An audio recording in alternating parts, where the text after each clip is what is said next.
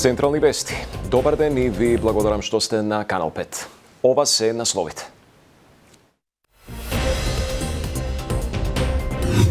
Договорот со Обединетото кралство изгласан во собраниските комисии. Неговата ратификација ставена и на пленарна. Во име на државата да потпише договор од позиција која што не постои во уставниот поредок. Е настаната техничка грешка во делот на англиската верзија, не и во македонската. И изборот на Славески на дневен ред пред пратениците. Истрагата за пожарот во Кочани проширена со сопственикот на Полс. Незаконски го пренаменил објектот и овозможил да функционира. Зелено светло за Азир Алију да го преземе здравството. За приоритетите ќе се изјаснил по изборот во собранието. И Македонија и Бугарија во офанзива за текстот на извештајот на Европскиот парламент. Мицкоски со повик до сите партии да лобираат кај европратеници. Да почнат од денес да вртат на своите сестрински партии кои што имаат европратеници во Европскиот парламент.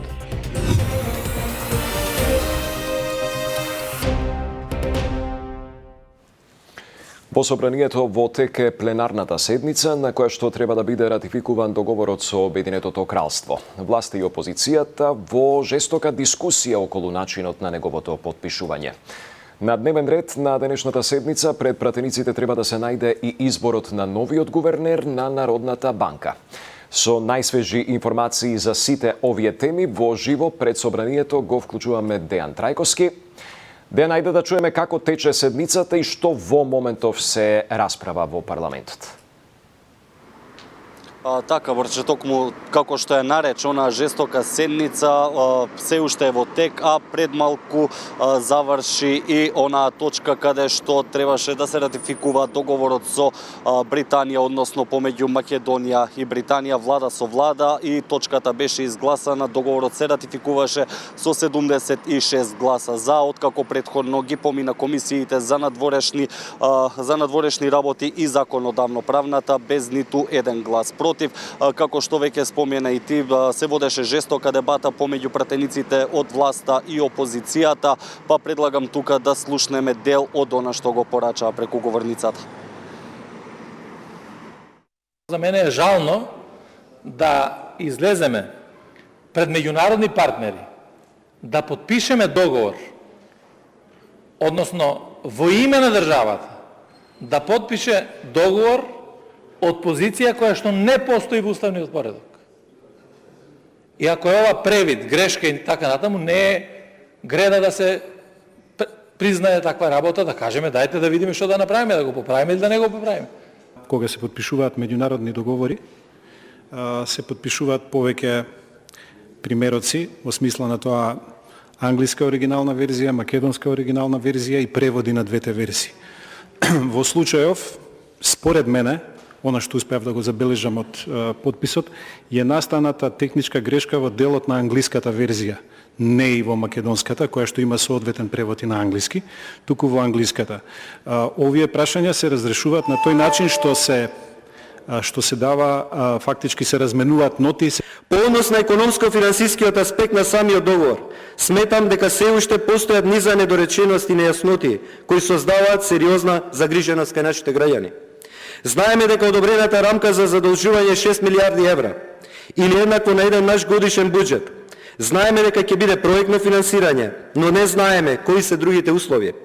Колкава ќе биде каматната стапка, како ова задолжување ќе влијае на зголемувањето на јавниот долг. 7 години подоцна, 35 милиарди евра испотрошени пари на граѓаните кои ќе ги соберете кумулативно сите буџети за 100% покачен долг.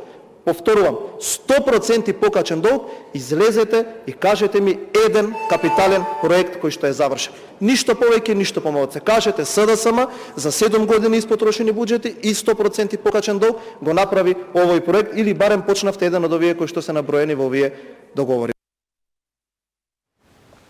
Дејан кажав и на почетокот во најавата на дневен ред на истава собраниска седница и предлогот за избор на новиот гувернер на Народната банка, па какви се изгледите и таа точка да биде разгледана? Па во план е денеска и тоа да се најде пред пратениците, односно оној кандидат единствен кој што за сега е за да биде председател на Народната банка Трајко Славески, а кој што е предлог на председателката Гордана Силјановска-Давкова за негово назначување на гувернер на Народната банка ќе треба да гласа 61 пратеник за, а веќе од ВМРО ДПМН кажа дека ќе го поддржат предлогот на председателката. Предлагам тука да ја слушнеме изјавата на пратеникот на ВМРО ДПМН Мицевски.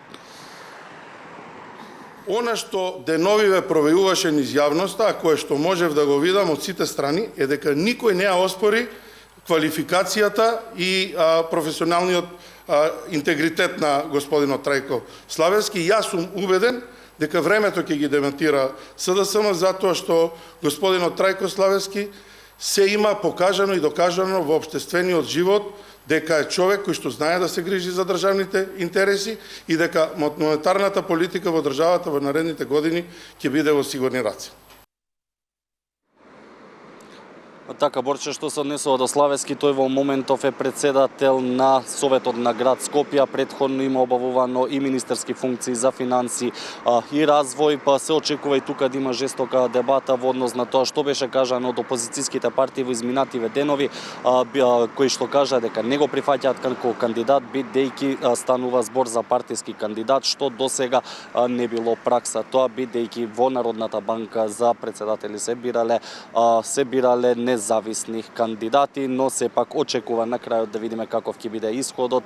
Останува се уште пред нас, па со повеќе детали ќе информираме во следното информативно издание. Борче. Така е, Дејан Трајковски во живо за денешните тековни активности во Собранието и она што досега известно е дека е ратификуван договорот со Обединетото кралство. Ти благодарам. Уште едно лице осомничено за пожарот во Кочани. Станува збор за сопственикот на објектот, кој со години без одобрение незаконски го пренаменувал, со што овозможил дискотеката Пулс да работи. Против него се бараат мерки на предпазливост, а се сомничи како соизвршител на тешки дела против општата сигурност. Мирјана Мирчевска-Јовановиќ со детали. Уште едно лице е осомничено во случајот со пожарот во Кочани. Основното јавно обвинителство Кочани прошири истрагата и за сопственикот на објектот, магазин пренаменет во дискотеката Пулс. Сопственикот на објектот е осомничен како соизвршител за тешки дела против општата сигурност. Според доказите, осомничениот како собственик на недвижниот имот објект, што со години функционирала дискотеката, го издавал под закуп на еден од претходните осомничени. Без да поднесе барање и да добие одобрение за пренамена на објектот од надлежен орган, заеднички во договор со осомничениот неформален собственик на правното лице, тој на различни датуми во повеќе наврати во временски период од 2012 до месец март 2025 година преземал градежни активности со кои извршил и учествувал во незаконска пренамена на објектот за сервиси и сообраќајна инфраструктура во големи угостителски единици и овозможил во објектот незаконски да се врши угостителска дејност дискотека кабаре. Јавното обвинителство до судијата на претходна постапка достави предлог за определување мерки за предпазливост. Од вчера започнаа сослушувањата на законските застапници на сите жртви во пожарот во кочанската дискотека Пулс. Сослушувањата се во обвинителствата во Кочани, Штип и Скопје во соработка со организацијата Сапорт Кочани. Во пожарот на 16 март загинаа 59 луѓе, тројца повредени кои се лекуваа во странство починаа, а 200 луѓе беа повредени. За пожарот во Кочани се осомничени околу 60 луѓе. Обвинителството најави дека истрагата ќе заврши до средината на јуни. Од Министерството за здравство соопштија дека досега е извршена евалуација на над 140 пациенти, а се работи на останатите кои не биле во можност да дојдат. Во странство се лекуваат 9 пациенти. Предлогот Азир Алиу да биде министер за здравство е прифатлив за премиерот Мицкоски. Најави дека деновиве ќе биде доставен до парламентот и вели дека очекува одлично да соработуваат во владата. Алиу пак не сакаше да коментира се додека и официјално не биде изгласан од страна на пратениците. Сања Трајковска-Ставров. Премиерот Христијан Мицкоски даде зелено светло за предлогот на Вреди Азир Алиу да раководи со здравството. Според премиерот, Алиу, кој по професија е доктор по информатички науки, ги исполнува условите за да седне во министерската фотелја која остана празна по оставката на Таравари, кога тој реши да ја напушти владата и да замине во опозиција. Во наредните денови, како што посочи Мицкоски, предлогот ќе биде пуштен до пратениците за да го мине и собранискиот филтер. Дали сметате дека господинот Алиу ги исполнува условите за да биде еден министер за здравство?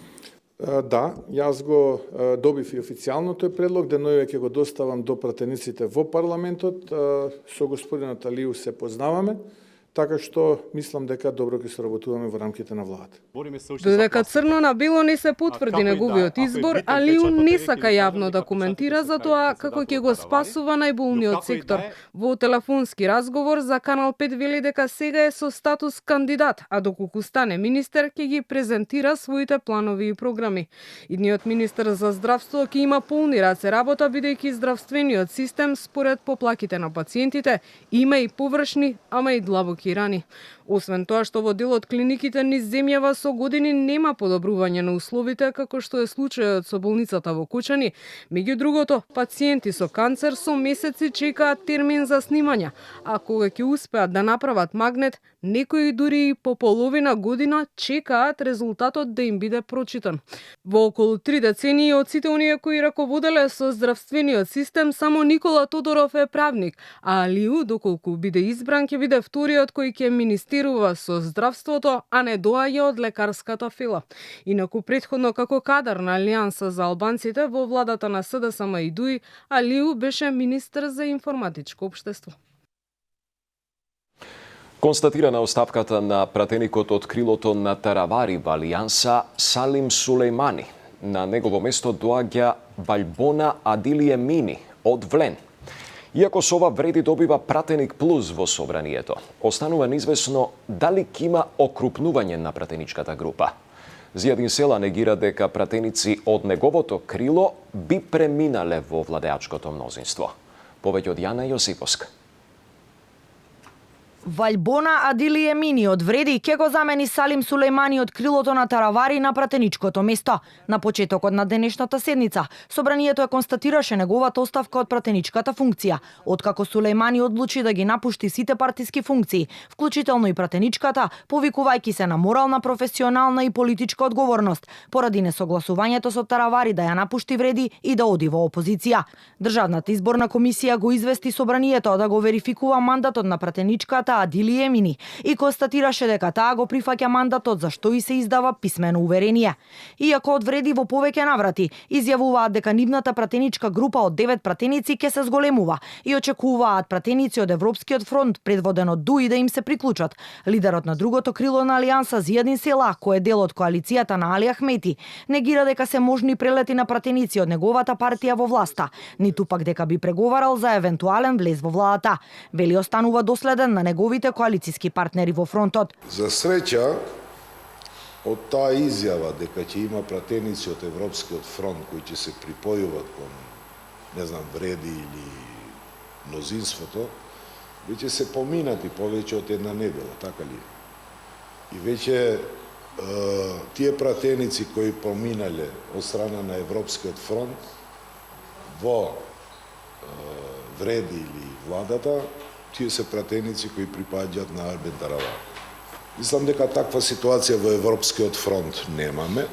Јас барем зборувам за делот на пратениците на Алијансата за албанците во фронтот и јас лично средби во ова насока не сум имал. Мислам дека ова голема лага и пропаганда. Прашан дали би прифатил неговиот ривал Таравари да стане дел од Европскиот фронт, доколку се договори да соработува со Ахмети. Села овој пат без конкретен одговор. Вели прво ќе чека јасен став од Таравари, па ќе го каже својот последен збор. Ваквиот развој на настаните доаѓа по раздорот во Вреди пред повеќе од 1 месец, кога Алијансата за албанците предводена од Таравари реши на претстојните локални избори да настапат со своји листи за советници. Таравари по оваа одлука остана само со тројца пратеници, наместо наместо 5-те, откако примерот со оставката на Сулејмани го следеше и пратеничката од неговата партија Мимоза Муса, која одлучи да остане дел од владината коалиција.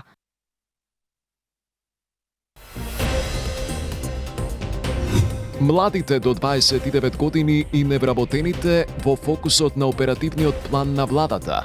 Предвидено е и вработување на 400 пожарникари. Ова година имаме мерката јавни работи за заштита и превенција од пожари и оплеменување на животната средина. Во Брисел постои силна волја да се реализира процесот на евроинтеграција на Македонија, рече денеска евроамбасадорот Михалис Рокас на панел дискусијата на тема ЕУ интеграцијата како двигател на напредокот на Македонија. Собранискиот спикер гаши со порака дека идентитетските прашања бараат трпение и смиреност. Детали од Елизабета Дамјановска-Спасеновска. Во Брисел постои силна волја да се реализира процесот на евроинтеграција на Македонија, рече денеска евроамбасадорот Михалис Рокас на панел дискусијата на тема обликување на иднината, ЕУ интеграцијата како двигател на напредокот на Македонија, по повод Денот на Европа 9 мај. Тој посетите на председателот на Европскиот совет Антонио Кошта, како и на високата представничка за надворешни работи и безбедносна политика на ЕУ, Каја Калас, ги смета за доказ дека Унијата е подготвена да ја помогне на Македонија на патот кон европското семејство. Тој исто така напомена дека не постои друг начин за одржување на нашиот мир, безбедноста и просперитетот, освен преку поврзување на сите точки во Европа. Северна Македонија припаѓа на европското семејство и дека навистина сакаме да направиме се што е можно за да се направи, за да се изреализира се тоа. И навистина работиме напорно кон таа цел. Нам е потребно заедно со владите да од сите аспекти, со сите партии да поставиме една вистинска перспектива и навистина се случува со реформската агенда. Треба да се направат сите овие реформи, додека сите тие други деликатни прашања на нив ќе се работи понатак. Председателот на Собранието Африм Гаши напомена дека Македонија се нема откажана од патот кон Европската Унија, иако се соочува со пречки кои го забавуваат тој пат. Рече дека идентитетските прашања се тешки и бараат смиреност, а за надминување на проблемите побара поддршка од Унијата. Северна Македонија никогаш не се откажала од патот кон европската интеграција, но се соочи со реални предизвици и пречки кои го забавија овој пат, за жал. И денес се соочуваме со пречки кои бараат политичка зрелост, разбирање и рационален пристап. Од една страна, идентитетските прашања со кои се соочува земјата се тешки за решавање и бараат време и смиреност. Германската амбасадорка Петра Дрекслер порача дека процесот на проширување на Европската Унија треба да има поголема предвидливост, да биде подинамичен и покредибилен, а процесот на носење одлуки во Унијата е потребно да стане пофлексибилен. Владата усвои оперативен план за вработување 16.000 лица вреден 40 милиони евра. Со него се предвидуваат грантови за млади до 29 години за отворање собствен бизнис во висина од 10.000 евра, како и вработување на 400 пожарникари кои ќе треба да одговорат на предизвиците со евентуални пожари во текот на летото. Детали од Маја Стојановска. Во вредност од 40 милиони евра, оперативниот план за вработување за 2025 година ќе опфати над 16.000 граѓани, информира премиерот Христијан Мицкоски. Таргетот се младите, па очекувањата се дека ќе бидат опфатени 65% лица до 29 години, а дополнително се очекува преку директно вработување или обуки за стекнување вештини, да се отворат нови работни места, да се намали бројот на невработени лица и корисници на минимална помош. Планот меѓу другото вклучува поддршка од 10 до 20.000 евра неповратни средства за формализирање на собствен бизнис на невработени лица до 29 години, како и младенски додаток од 3.000 денари за млади до 23 години, кои ќе заснуваат работен однос од областа на производството. Министерот за економија Бесар Дурмиши образложи дел од останатите мерки вклучени во оперативниот план. Оваа година како новина во оперативниот план се мерки за подобар и побрз пристап на невработени лица со низок степен на образование и за побрза инклузија на пазарот на труд. Тука спаѓаат обука за основни вештински странски јазици, обука за основни вештини компјутери, обука за предприемништво, бизнис планирање и развој на бизнис вештини. Ова година имаме мерката јавни работи за заштита и превенција од пожари и оплеменување на животната средина на локално ниво, односно пошумување. Мерката предвидува социјална вклученост на 400 потешко вработливи лица кои ќе добијат 24.000 денари. Основен предуслов е лицата да бидат евидентирани како активни баратели на работа во Центарот за вработување. Оттаму веруваат дека мерките се прилагодени според барањата на граѓаните и работодавачите и дека првите јавни огласи ќе бидат објавени во најскоро време. Центри за вработување се подготвени за реализација на оперативниот план и се координирани со Централната служба со цел успешен почеток и реализација на активните програми, мерки и услуги за вработување предвидени за оваа година. До крајот на годината, очекувањата на премиерот Мицкоски се дека невработеноста во државата ќе биде под 9%. Загрижувачки тренд на намалување на продуктивноста на работниците во македонските компании во споредба со странските, покажува најновото истражување на Институтот за економски истражувања и политики. Како причина за тоа се наведуваат корупцијата и ограничениот пристап до финанси. Синдикатите пак проблемот го лоцираат во ниските примања на вработените во земјава, за кои велат дека се одлични работници во странство. Јорданчо Цветановски на темава. Странските компании во земјава далеку пред домашните во однос на продуктивноста. Анализата на Институтот за економски истражувања и политики Finance Think покажува дека македонските работници не го користат целосниот капацитет во компаниите во кои се вработени и сериозно заостануваат зад работниците од поразвиените држави. Според анализата, фирмите со странски сопственици во земјава се 4 пати попродуктивни од домашните. Овој загрижувачки тренд, велат познавачите, се должи на повеќе причини, а меѓу најчестите се ограничениот пристап до финансии и корупцијата. Продуктивноста на нашите работници е на 50% од продуктивноста на работниците во Европската Унија, што значи дека на еден европски вработен треба 2 наши вработени. Тоа е проблемот не само на работниците, туку и на компаниите, особено на малите и новоформираните компании, кои не дека не сакаат да имаат попродуктивни работни места и не дека не сакаат да имаат поуспешни компании, туку се соочуваат со проблеми во делот на конкуренцијата. Од Организацијата на работодавачи препорачаа сет мерки со цел раст на продуктивноста. Според нив со поволни кредити, даночни олеснувања за инвестиции во иновации и нови технологии и поголема финансиска поддршка за малите и нови компании преку поволни кредити, ситуацијата може да се подобри. Првиот човек на ССМ Слободан Трендафилов смета дека ниските плати во земјава се единствената причина за преполовената продуктивност на македонските компании. Продуктивноста за која зборуваат денеска работодавачите треба да се таргетира само со една работа. Тоа е зголемување на платите и зголемување преку тоа на продуктивноста. Само задоволни работници можат да ви го зголемат капиталот, да има и за вас како газда, меѓутоа и за работниците кои ви го креираат капиталот. Нашите работници во Црна Гора, во Србија, во Хрватска, во Словенија, во Германија, во Австрија се продуктивни. Меѓутоа зошто? Затоа што таму платите се за 3 или за 4 пати повисоки од нашите. Децениски проблем за компаниите во земјава е и постојаното заминување на младите во поразвиените земји, а Хрватска долг период е една од најпопуларните дестинации за сезонска работа.